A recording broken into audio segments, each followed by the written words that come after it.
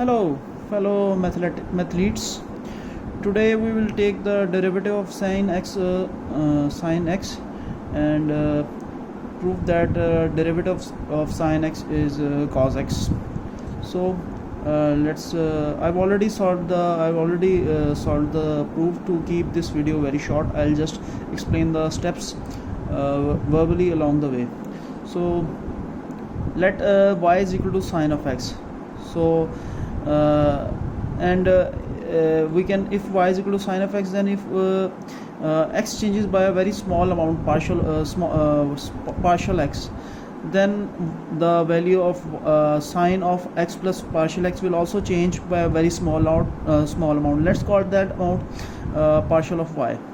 Now if we subtract, let's call this equation 1, let's call this equation 2.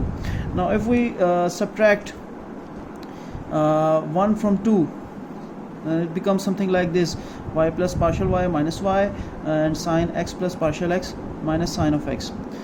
And if we can cancel the terms out, then partial y is equal to sine x plus partial x minus sine of x.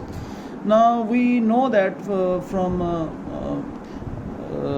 trigonometry,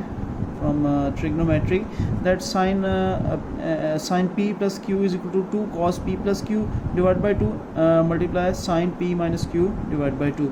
So same will I have used the same formula here. I have this is p, let's x plus partial x is equal to p, and x is equal to q. So the expression becomes something like this: 2 cos x plus partial x plus x divided by 2 multiply by sine x plus partial x minus x by 2. So this x will cancel this out, and I've simplified it like this: 2 cos x plus partial x by 2 multiply by sine partial x by 2. So if we divide by partial x on both sides, then it becomes something like this. I've simplified it to keep the steps to keep the solution short. So this partial x will go under sine of partial x by 2, and there was this 2, and I've taken it in the denominator. So here's the 2. Now if we take limit partial x tends to 0 on both sides, then we can see that there is this function sine partial x by 2 divided by sine partial x divided by partial x by 2. Now if partial x by 2 tends to 0, then if partial x tends to 0, then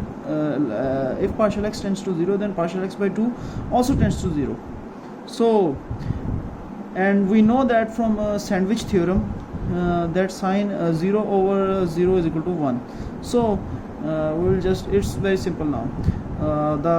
If we take the limit and make this partial x equal to 0, then cos x plus 0 is equal to cos x here, and sine 0 over 0 is equal to 1 times 1,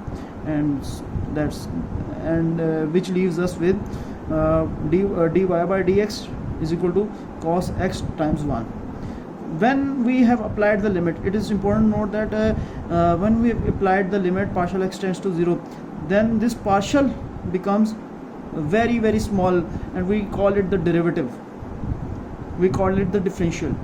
So it changes to dy by dx is equal to cos x times 1, and when we replace y, which we initially assumed that y is equal to sine of x, then it becomes dy by dx, d over dx sine x is equal to cos x. So that's the proof, as we initially were going to prove.